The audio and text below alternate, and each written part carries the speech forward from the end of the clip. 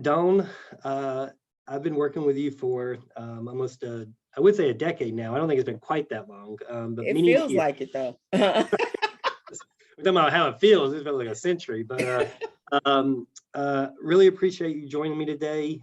We're participants in the Vigil for Freedom and Racial Justice, and as part of that effort, we try to provide public education. Let people behind the curtain and to see what you and I see, and many of our partners see, who go to different places where crucial decisions are made, crucial policy decisions are made that have huge implications on people's lives, but you don't see the process, you don't see the details unless you're immersed in it. So thank you for coming here. And I hope you, can you introduce yourself and just sort of especially the work you do and how you are engaged at the legislature? Sure. My name is Attorney Dawn Blagrove. I am the Executive Director of Emancipate NC. Emancipate NC is an organization that is committed to ending systemic and institutional racism and abolishing mass incarceration. And the way that we show up and we do our work in the legislature is very much in a way that is unfiltered, but strongly from a position of the people, what the people need, what the people want to see, what is practical for the people, and to help cut through some of the ridiculous garbage that we hear that is representative or professes to be representative of the people, of the needs of the people, and of the needs of the state of North Carolina.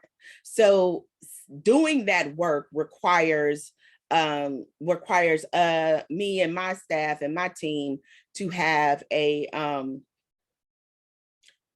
strong understanding of legislative drafting, legislative interpretation, legislative intent, to be able to commit some significant amounts of time to spending time on Jones Street, which is where our General Assembly lives and where the sausage is made, and really paying attention and interjecting some truth and some Ferociousness. viciousness, yes, and some alternatives, right, to the foolishness that's happening in that building. So that is how we show up. That is what we do, and I'm proud to be doing it alongside y'all and so many other real good activist organizations. We had a good session. Which is shocking to say, right? Like, I don't think, yeah, do you want to, let's do a preview of the whole conversation. Why do you say that it was a good session, which I agree with, but why I think that would surprise a lot of people? I think that, okay, so first of all, I say good, and good is a relative term. In my definition of good, it means that we were able to advance some really important ideas, push back on some really terrible pieces of legislation, and also create accountability to those folks who should be accountable to the people, who are not always accountable to the people, and to really do some strong narrative shifting around what and who should be centered in the making of legislation and laws in North Carolina. So I feel like this session, we had more success in doing those things than I think in all the years that I've been working on lobbying in North Carolina. And so through that lens and by that standard, this was a good session. Yeah, that makes a lot of sense. When you were there often and talking a lot about a lot of different issues. And so I hope you can lift up some of the bills that you think that people should know about. And I know there's a lot to choose from, whether you want to talk about, the horrible ones that became better or the ones that stayed horrible, or the good ones.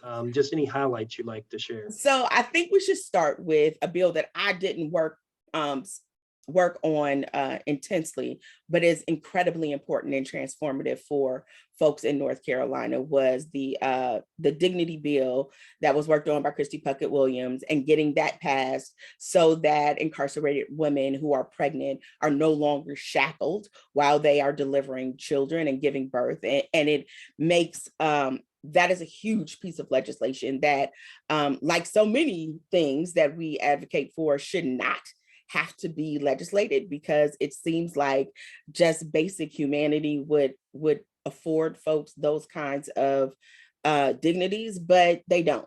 And in North Carolina, that is not necessarily, that was not necessarily an easy win. But it was a big win. And because of that, I think we should celebrate that. I think we should celebrate raising the age of juvenile jurisdiction in North Carolina. North Carolina, for those that don't know, North Carolina was, I think we were probably the worst state in the country with having children as young as 6 years old be held accountable in the juvenile justice system.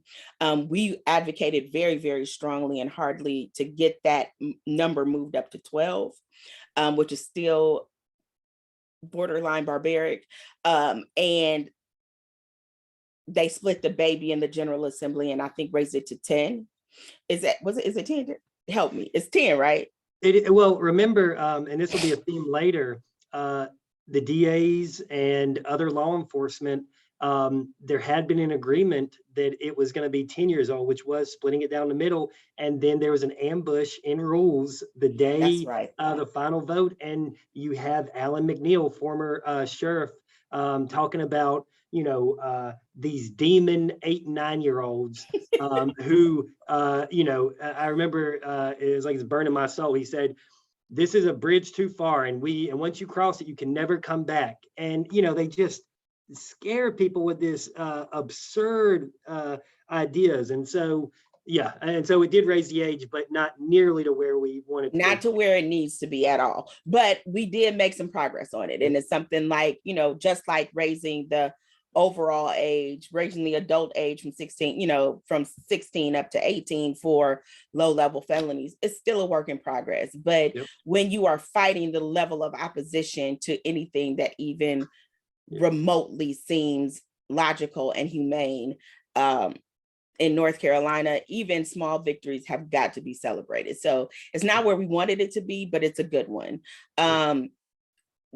We also worked, I want to highlight Senate Bill 300, that it was widely touted as this criminal justice reform bill that was so amazing, that did virtually nothing except for one really good thing, which was to create the requirement for 72-hour first appearances for misdemeanor cases, which is huge for poor people and people who are being detained and can't afford to buy their freedom from jails on misdemeanor charges. It's a huge step in the right direction. It's a huge step in making sure that those folks do not suffer the collateral consequences of not being able to buy their freedom and not being able to get in front of a judge because there's no real definitive time for when misdemeanors have to go in front of judges. So people can wait there for weeks, right? Like, can you talk a little bit about what that? Yeah, what we have seen happen is that there are people who are arrested on misdemeanor charges that spend more time in jail awaiting to get in front of a judge than they could have been sentenced at the highest level for the charge that they were charged with. So you will sometimes see folks who have been charged with something like vagrancy that may hold a 15-day maximum time in jail if you are convicted and found guilty of it, who spend upwards of 3 months, more than 90 days, awaiting getting in front of a judge, and then are still forced to plead guilty and get time served. But the time that all that additional time that they were unconstitutionally confined is lost, right? Along with all of the other things that happen when you spend that much time in jail. So this is a big, big win. And it's huge for people who are justice involved, especially for Black and brown people who are disproportionately justice involved. This is a big step, but this 300 also took a huge step back in access for family members to body cam footage from law enforcement officers when their family member has been seriously maimed or murdered. It now creates the added hurdle of the family having to go to the sheriff's office, get a form, take it to be notarized, bring the notarized form back. Then the sheriff has to submit that to a local judge who then has to make the determination as to whether or not the family can see and have access to the body cam footage. It makes it demonstrably worse than the process that we had before and the ability that the family had to access video before. And then, gosh, I feel like I've been talking forever, but then also there's all of the horrible voter suppression bills that we've seen come together, and I won't talk about them individually. Some of them we were able to beat back, some of them we weren't. We were just able to make them better. It is clear that that is going to have to be litigated, as we are in the process of litigating right now, where we know that some folks had to push back the filing dates because of ongoing litigation about not just redistricting and the terrible lines that we saw drawn that grossly disenfranchise Black and brown people of their right to political power in North Carolina, but also make it almost impossible for us to get real representation for marginalized Black and brown communities in the legislative process. So I think I'm going to stop there. I was going to say, you can keep on, because 805, House Bill 805 was something that a coalition of people, and you among them, were leading efforts to stop what was, this further criminalization, and was clearly meant to target Black Lives Matter protesters, to suppress speech. And so could you talk a little bit about your efforts around House Bill 805, the Speaker's Bill? Good gracious, I almost forgot about that one. So 805 was a bill that was and it was a success, I should say. This was one of our big wins, right? Because we were able to kill it. But, to get it vetoed by Cooper, which kills it anyway. So 805 was the anti-protest bill, anti-riot bill. And really what it was an anti-Black Lives Matter bill. And it was a bill that created very serious felony consequences for simply exercising your right to protest, your constitutional right to protest. It was no question that it was done in response to the protest of the summer of 2019 and 2020, where people took to the streets about police brutality and the murdering of George Floyd. And it was clearly designed to put a chilling effect on folks being able to take to the streets and exercise their constitutional rights.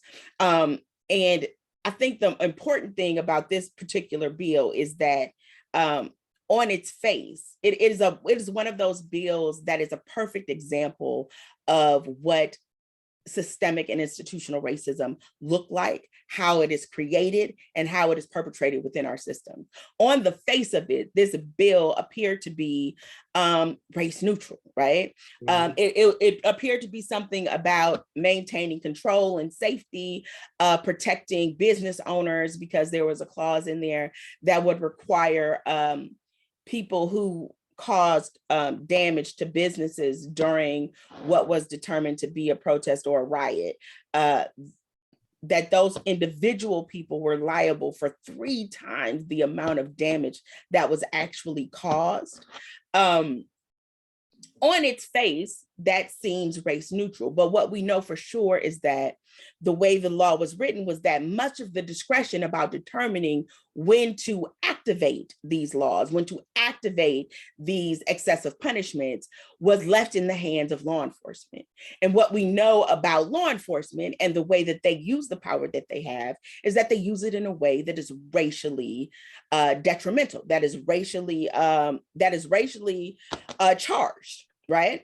And so we spent a lot of time shifting the narrative around this particular bill by juxtaposing UNC Chapel Hill students and on Franklin Street, and what they call what is characterized as reveling or revelry, right? Where they completely demolish Franklin Street and no arrests are made and no one is held accountable. And it's characterized as kids being kids, against the peaceful protests, the very peaceful protests that we saw last summer or summer before last in Raleigh and in cities all over North Carolina, where people were arrested by the dozens and there was almost no real physical violence, yet law enforcement inflicted physical violence and harm on the people who are exercising their constitutional rights. And on top of that, called them protesters, called them rioters, characterized them as thugs and vandals. So we understand that while on its face, this particular bill has language that is race neutral, that in application and actually in intent, it is nothing. It cannot possibly even be, it's not even laughable to call it race neutral. And I think one of the things that I'm proudest of about this session, and another thing that made this session really good, was that those of us who do lobbying, those of us who do activism around legislation and around laws, unapologetically and full-throatedly called this piece of legislation racist, and said that this was a piece of legislation that would be used in a way that would further systemic and institutional racism, was designed in a way to further systemic and institutional racism. We did not sugarcoat those messages this session.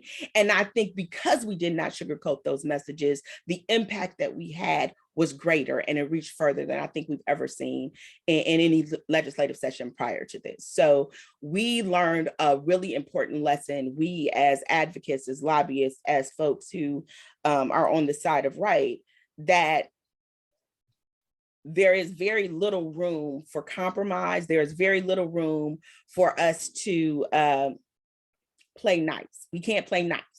And when we don't play nice, when we play at the level of what's actually at stake, which is at the lives of Black and brown people, of marginalized people, when we meet that level of vitriol with our own level of calling out garbage, it moves things. It moves things, it moves people. So we learned some really important lessons about advocacy in that building, and how our decorum was being used against us, and that sometimes it's okay to throw that decorum out the window and just call a spade a spade. So yeah, well, and even exactly what you're saying, I think the dynamic where as they were debating, House Bill 805 and talking about the need to protect people, you saw protesters in Elizabeth City going how many days, more than 100 days of protests daily, peaceful, without incident. Incident. None. And so you see that, and then you also understand that in North Carolina, a higher portion of our people are incarcerated than any other country in the world other than the US. And you see this just over criminalization, this need to take control of people's bodies, especially Black and brown bodies. And that's so, right. Well, I want to move on to something that's related to 805, because again, to try to let people behind the curtain a little bit, and some of the dynamics that are in play. We'll talk a little bit later about law enforcement and those powerful lobbying entities, but I'm hoping that you can start this off by talking about Democrats. And I think 805 is a really good way to talk about it, because the worst version of House Bill 805 that was presented by the speaker ended up getting half of the Democrats to support it. Yes. And they didn't see anything wrong with it until advocates like you went and spoke to them and pointed out just what was so problematic about it. That, but why didn't they recognize that to begin with? Why did half of and I should say that one of the great successes was that by spending time in the Senate, unanimously, and I give a lot of credit to Senator Natalie Murdoch and others for taking that lead and completely changing the script so that when it came back to the House, we were able to flip 98% of the Democrats who had voted for it the first time did not support it the second time, even though it was a better version of the bill that they had already voted for. And so can you talk about those dynamics? So, yeah. I'm trying to get you in trouble. Right? I know, right? I'm like, okay, Daniel, let me tread lightly, but then screw it. So here's the problem. We have no leadership. There's a dearth of leadership in the Democratic Party in North Carolina.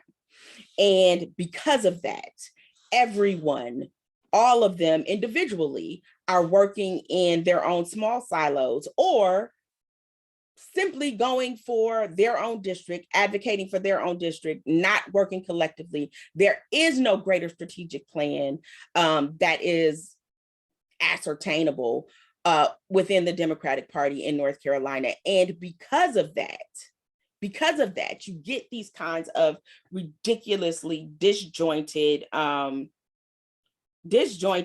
nonsensical votes from them, right? I think what we learned the most about them is that they are afraid, they have been afraid to rage into the machine, right? They have been so conditioned to accept the crumbs that the Republican Party is willing to give them for their disloyalty to the people, that they will do that as opposed to taking nothing and building the trust with the people and fighting strongly for what is right and for what is needed, as opposed to taking the crumbs that the Republicans are offering them. And I think in the beginning, when we saw that vote where in the House, where so many Democrats voted to support 805, this bill that is absolutely atrocious and historically based in racism and hate and all the things that these folks and this party should be against. What that was reflective of was a very defeatist mentality, right? These folks who had decided that we can't win. So if we can't win, then we should just go with the flow. And that makes our lives easier. That makes our jobs easier. What advocates like myself and you and so many other folks did was tell them, oh no, ma'am, if you think for 1 second that the road of least resistance is turning your back on the people, we got another thing for you. So we advocated, we went and we held those folks accountable. We called out their names, right? We called out their names in their communities. We called out their names on social media and questioned them and said, the people put you there to protect our rights. What are you doing? Explain yourself. And when forced to explain themselves, many of them could not explain the ridiculous decision that they made, could not explain it to the people, and could not justify or even reconcile the reasons that the people had elected them to office in the first place with the reasons that they made the decision to vote in support of this terrible bill. And we shame them. And honestly, it's not a process. It's not shaming them into doing the right thing. Is not a tactic that we have been using in the past, but it was incredibly effective.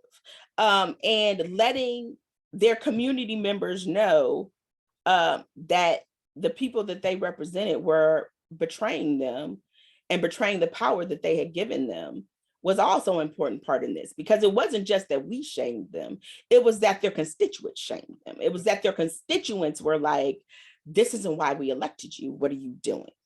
And I think that, again, when I go back to the defining this as a powerful and a good session, I think that is another thing that is illustrative of why this was such a good session, because we were able to activate people, to help people know, to pull back the curtain and show the people that what is happening, that they cannot go to sleep on what's happening on Jones Street, that they have to pay attention. And that when they do pay attention, when they do exercise their discontent with the folks that they have elected, they can move those people. So another thing that made this session so good was that the people were allowed to feel their own power and and to reclaim the power of the electorate as it relates to making representatives actually represent their own desires, their own needs, and their own vision of what strong community looks like. So yeah, the Democrats, we got some work to do. But I will say this: there are some strong folks in the in both chambers in North Carolina who, with our support, have been able to find their more radical voices and have been flexing those skills and flexing those voices in a way that is really transformative, I think. And I'm really excited about seeing where we go from here. Yep. And I want to emphasize that you were talking generally, and I fully support what you said, but there are exceptions to that. There are people who are just bringing it in both chambers, and Democrats that Democrats can be proud of. Before I move off of Democrats, I want to talk about Governor Rory Cooper. You know, we could go into a long conversation about TREC recommendations and whether or not they were prioritized, but I will wait until December 14th when the anniversary of the TREC recommendations coming out to do a full sort of a postmortem about that. And so what I was hoping to talk to you today about was, and again, the vigil is actually stationed outside of the governor's mansion as it was last year, because you know, he is a key player both in the Department of Public Safety as a state agency, his constitutional ability to grant commutations and shortened sentences. And, you know, you were at the forefront last year of really this switch that occurred in the advocacy community where, and there's a lot of reasons for it, but, you know, I think a lot of people thought that there was at least enough humane treatment of people in prison that if a wildfire was coming toward a prison, they would let the people out. And now we know that they would move them into another prison and save them that way, but they would not let them out. They would let them burn alive before they would let them out. They would let them burn and die. Right. COVID showed us that. And so, and I think it, you know, we were already radicalized, but that really said, that's why you got people standing outside the governor's mansion yelling at him. But I actually want to zero in on House Bill 560 because just because there are so many bills, I remind you, House Bill 560 was labeled public safety reform. They love to give these nice titles to horrible bills. And it was what we call an agency bill, really promoted by the Department of Public Safety. Had a lead sponsor of a Republican, Jamie Bowles, and had two Democrats as the other primary sponsors. And basically what this would have done was it was a recycling of bad ideas and harmful ideas. It would have put mandatory minimums that had to go consecutively for people in prison who expose themselves. It would have limited drastically narrow due process rights and done a whole bunch of other things. And it would just so fundamentally flew in the face of all the lessons of TREC and all the, I don't even know what to call it. Like when you see stuff like that, you just think hypocrisy. So could you talk about that dynamic and how, what is a situation that you think allows for that type of bill to actually, it passed the House, you know, and again, Democrats were very supportive of it and had a lot of bipartisan support. But one of the great successes of some of our coalition efforts was that it didn't get heard in the Senate, that it was stopped. Of course, everything comes back, you know, in the short session. But could you talk about that dynamic that may surprise people? Yeah, I think it's really not even a very hard concept, right? We see North Carolina is a microcosm of the larger community, right? And America in general has become very dumbed down, right? Where we allow folks to give us big ideas and big issues, and then make ridiculous decisions based on nothing but guttural responses. This bill speaks to the guttural response that and especially the guttural response to Black folks going to the streets, demanding equity, demanding fairness, demanding that police and carceral systems be abolished. These kinds of bills are in direct response to the fear, whether it's rational or not, which is it is irrational, right? But to the stereotypical tropes about who Black people are, what Black people are in America. And all of that, through Trumpism and stuff, that's all been taken out of the shadows and pulled into the mainstream. So this bill really is about, it was about keeping scary people in prison, right? Keeping scary people, scary Black and brown people away from our good white women and our good, you know what I mean? Like, that's really what this is about. And so you're going to have, it's not even surprising that you have Democrats who support ridiculous things like this. Because, I mean, to be perfectly honest, you've always had Democrats that have been deeply rooted in racist ideologies, right? But in this particular moment, it's so much easier to do because the dog whistles have become so loud, right? And people have become so tribalized about what is good and fair and what is decent that nobody actually thinks about what is right or wrong anymore, right? And so what we're seeing, I think, with this particular piece of legislation is this idea that I can feel safer. And the way to restore white America's sense of safety after Black people became vocal about their wants and their needs and demanded things, the way to make white folks feel safer, right, is to double down on this idea of law and order, locking people up and throwing away the key, keeping the bad guys away from you. And that's what birthed a bill like this. That's what births most of the bills that we've been talking about this afternoon, right? Is that we want people to, that white folks need to feel safe again, right? And that because the uprisings that we saw in the last summer, the narrative shifts that we've been able to see and create through strong activism, the change in the American lexicon and the shift in the American lexicon about what is fair, what is right, and what is necessary to create and promote safety, we have had a huge shift in moving that to a way that is moving that conversation, at least, to a place that is more equitable. And ultimately, what that means to white America is that it takes away some of their sense of power, some of their sense of control, it challenges their privilege in a way that is unsettling for them, even if they can't fully articulate it.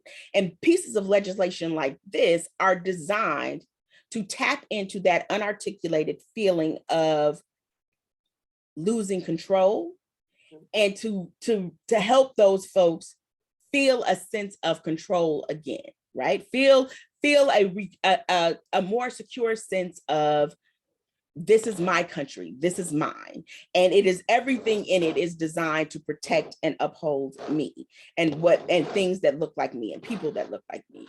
So yeah, we got some work to do. Yeah. And to build off of that, people, I think, would be surprised to know about the hypocrisy of Governor Cooper and of other leaders. But they shouldn't, because, I've started saying, there's not really Democrats and Republicans, just prosecutors and those vulnerable to prosecution. That's it. Especially be brought in to say law enforcement, because, Roy Cooper was a top cop in the state for 16 years. And before that, he was writing these draconian laws that made people spend 80% of their sentence in prison without the possibility of getting out early. And he has never, and his whole, in both, all the way through his first term and into his second term, he has been terrible on criminal justice issues. He is not willing to take the strong enough stance that we need him to take, that the people who elected him expect him to take. He's bad on criminal justice issues. He's bad on Now, one of the things he is a good politician. So he's good at saying things that make him sound progressive. He's good at saying things that make people believe that he is committed to creating equity in the criminal justice system. But he is woefully inadequate in using the power of his office to actually help effectuate real change. He has no desire to do that, and he's not going to do it. He hasn't done it. And I think that's so, especially, and it's one of the things that makes operating within this two-party system so arduous, right? Is that folks are constantly like, well, you can't talk bad about the Democratic whatever, because if you talk bad about them, then you tarnish their reputation, and it creates a bigger opportunity for some really bad ideological Republican to be able to come in and take control. But the reality is, I would rather have you put your sheet on and let me see it, put your hood on and let me know what I'm fighting against, than have someone who talks out of both sides of their face. We cannot be afraid to challenge the folks that we elect, the people that we determine to be our leaders. They have still got to be held accountable, because my loyalty and our loyalty cannot be to a party. It cannot be to an individual. It has always got to be to the people. And when you constantly center the people in your advocacy and in your work, then that means there is going to be collateral damage on every side of the aisle, because nobody is doing exactly what they're supposed to do. And we've got to be willing to embrace that. And I think, again, this session, when I define this session as good, that is something that we have collectively as a advocacy community embrace, that we have learned to recenter the people, and that anyone who is doing something that is not promoting and helpful for the people, that is not designed to advance all people towards liberation, is not a friend. And then we comfort you. And that has been, honestly, this session we have seen, while for so long we have been told that we couldn't do those things because it would be counterproductive. Once we started doing them, what we found is not only are they not counterproductive, they're actually incredibly helpful in getting advanced the things that we're trying to change. So yeah, this was a good session. We learned a lot of really important lessons. We took some really unorthodox chances about embracing unorthodox ways to advocate, and they bore fruit in a way that I don't think anybody really expected. So yeah, but Cooper is Cooper, Stein, both of them. They are the top cops in the state who have split tongues. They say one thing and then do something else. And let me remind you of a term we used: violent inaction. Violent inaction, the exactly. Appearance violent of energy and people, if you only take a casual look at it, it looks like it's being fixed. And so it actually is especially violent in a way you were talking about, because it takes up all the air in the room. So there's not another effort coming behind it to actually fix things. And it intentionally dampens the momentum that we've been building, right? Because the general people think, oh, well, we're making progress, we fixed it, right? And nothing has actually changed. It's a bunch of smoke and mirrors. That is much more dangerous than just having, a Mark Robinson in that office, in that house, and we know who you're dealing with. And so nothing that person is going to do or say is going to convince you that you have an opportunity, or that there is room for you to let your guard down, or for you to stop pushing. But it is insidious the way that our elected officials placate the masses in a way that they know is detrimental, that they know is dishonest, and they know is disingenuous. So yeah. Mediocrity, let me, and I really appreciate you spending so much time with me today, Dawn. 'Cause I know it's not like when the legislative session ended that you, well, I don't know, you actually have been able to take a little bit of a break, even Yeah, painting man. No, I and, definitely was like, I need to stop. So, I mean, I'm kind of, and I'm backsliding this week. yeah, I I know. backslid real Yeah, bad this week, so yeah, I'm like full blown. yeah. But I'm working very hard to recenter myself to get back to my rest place. But hopefully, I'll get enough rest and rejuvenation so that when we come back to this short session, we can continue to give them the same level of hell we gave them this long session. Yeah, and speaking of giving them hell, you know, I saved the worst actors for last.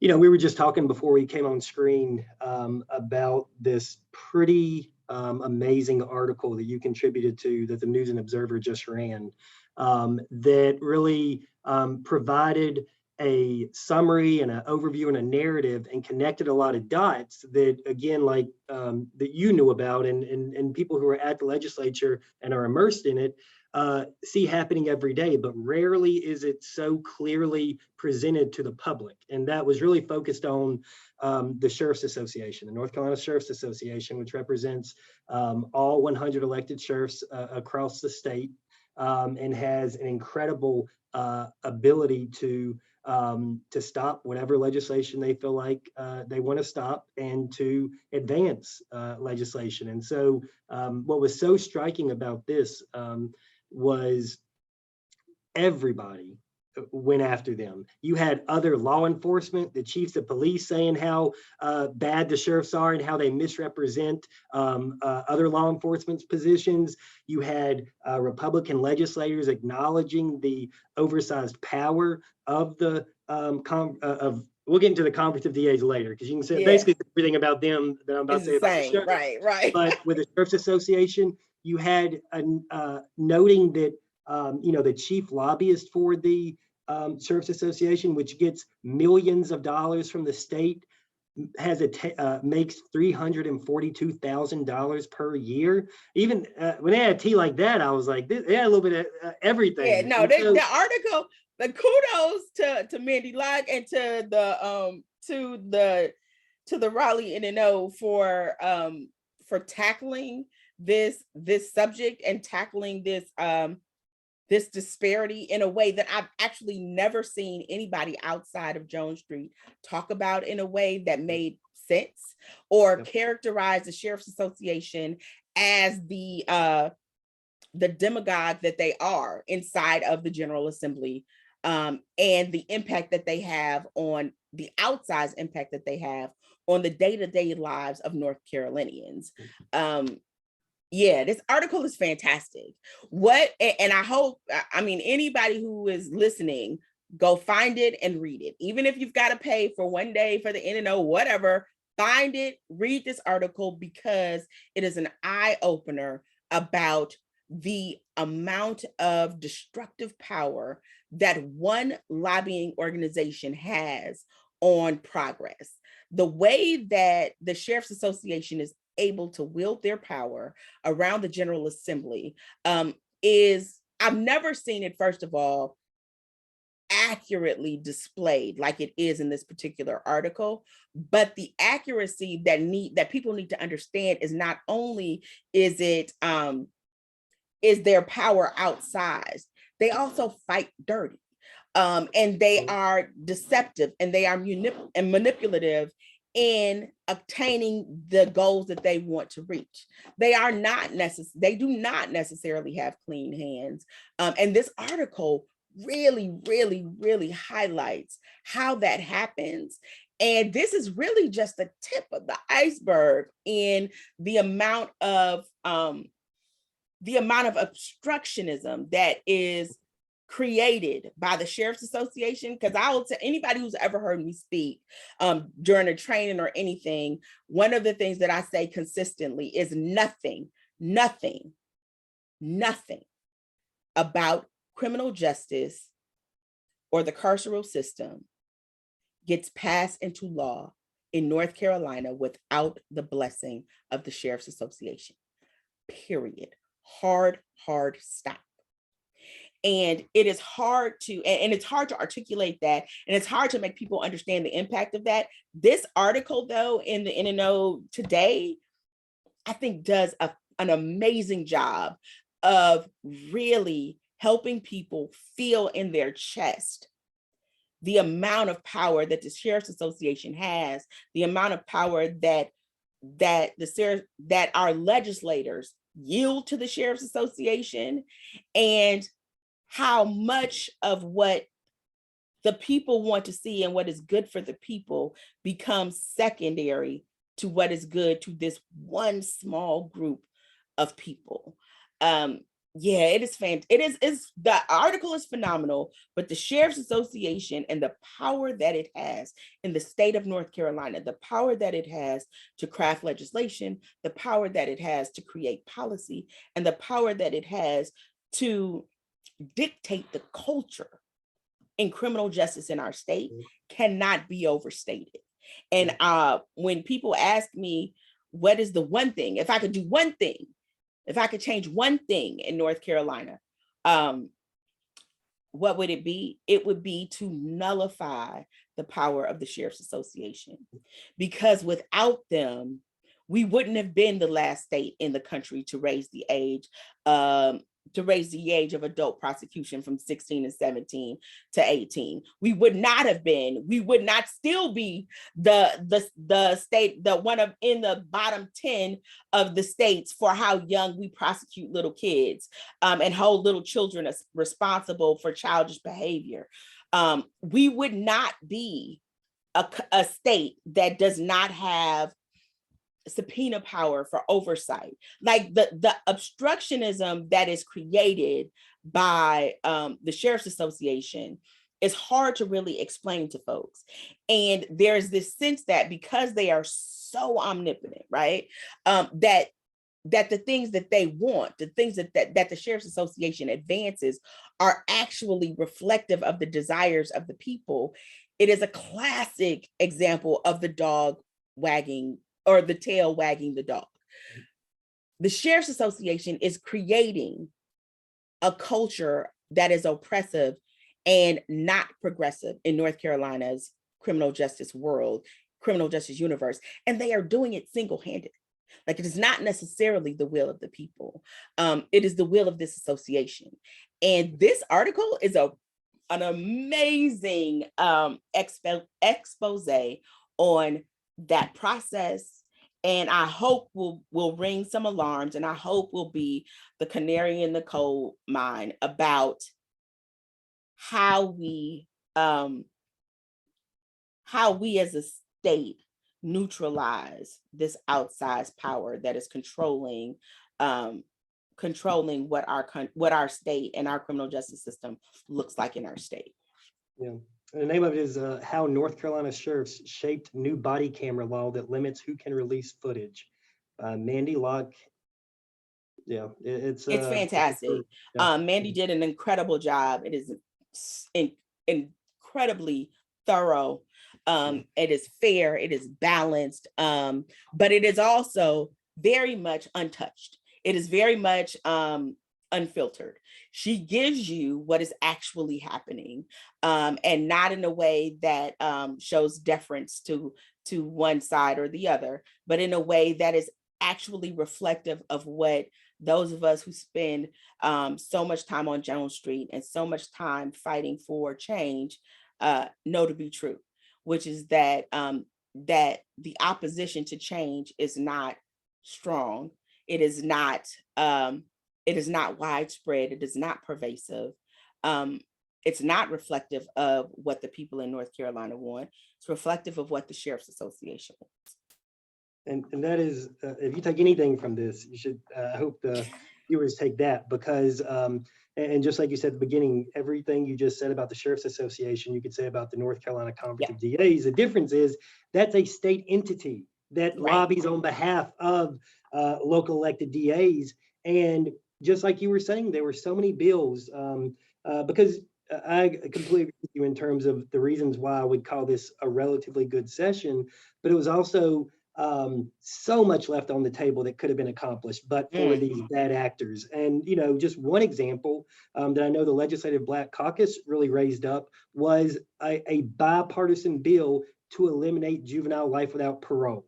And that's about as low-hanging fruit as you can have in these conversations, as illustrated by the fact that it had 4 primary Republican sponsors, including the former police chief of Greensboro, North Carolina, John Faircloth, who's not exactly known as being soft on crime. And yet it got a committee hearing, and the DAs came in, scared everybody, and it got pulled. And we have a lot of work on our hands to get it back in front of the committee next session, in the short session. But you see the same sort of bad acts, bad practices from the conference that you do from the sheriffs. And just like you said, it completely perverts the process, and means that the legislation we see being passed is not reflective of where the people are.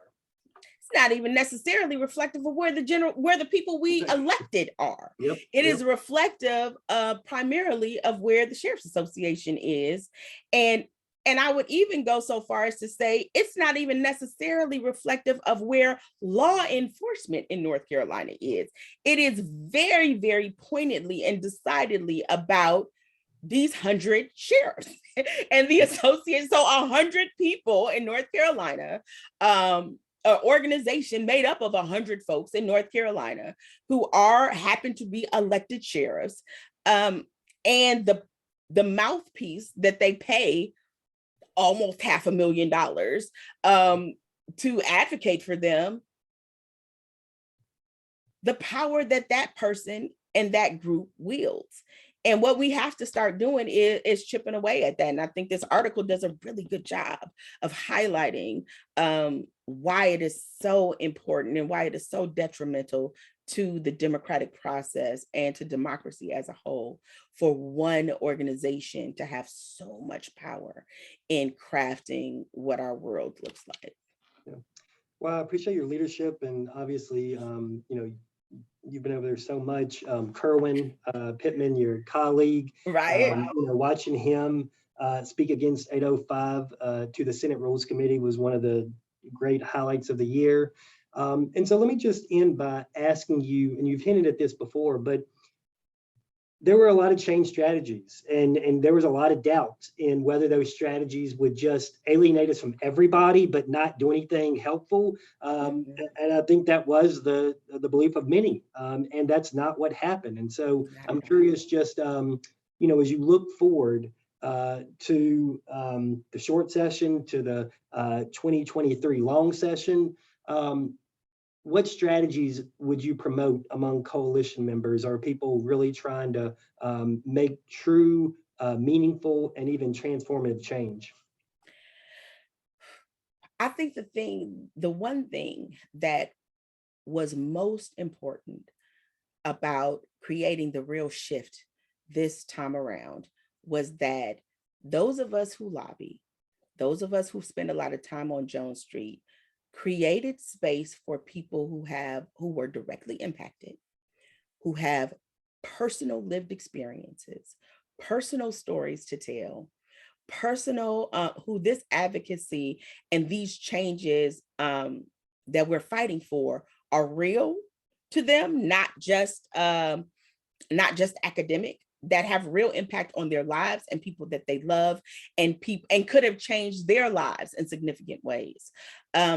Centering the voices of directly impacted people, giving them the platform and the space to come into our world, right? And not make them follow the rules of our world, but allow them to come into this space and be their authentic selves and create a sense of urgency around the needs of the people and the harm that is being created. That was, I think, honestly, the key to changing this. And I think as we move forward, we have got to because it's intimidating, right? Like, you call yourself a lobbyist and people think a certain thing, like, but what they do think about what lobbying means is that you have to have some level of pedigree, a certain level of this, a certain level of that, certain level of education, and that it is only those people who will be able to move legislators, right? Who will be able to create radical transformative change within our General Assembly and our lawmaking bodies. What we learned this time around was that is absolutely not true, right? And that there is no wrong way to tell your story. There is no wrong way to advocate for change. There is no wrong or right way to do that.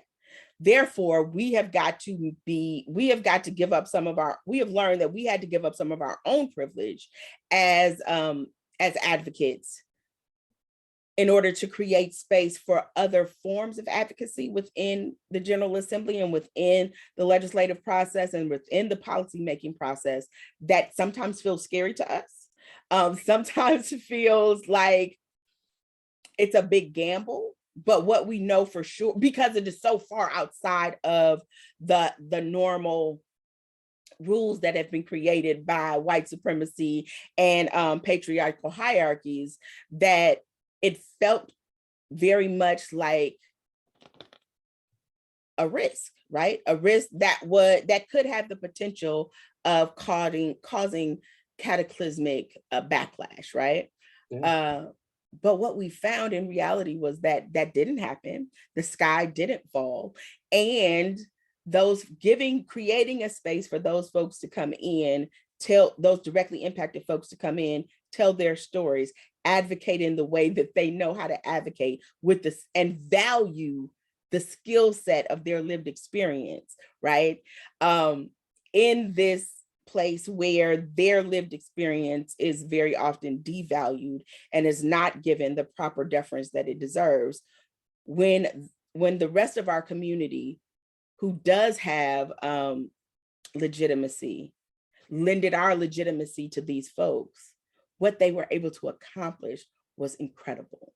And so I think one of our biggest strategies has to be expanding that space, using those of us who are registered lobbyists and whatever, using the privilege that we have to create space and to demand that the value of the lived experience of folks who are directly impacted has a real place that is legitimate within that building. And I think we moved eons in creating that space this last session. And I think that has got to be one of the strategies that we move forward with.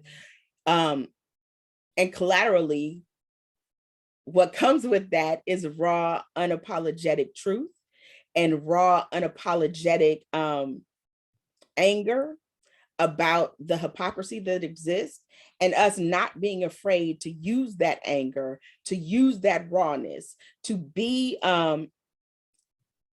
bold enough to say, we will not accept your crumbs, to be bold enough to demand accountability from all elected officials, both friend and foe.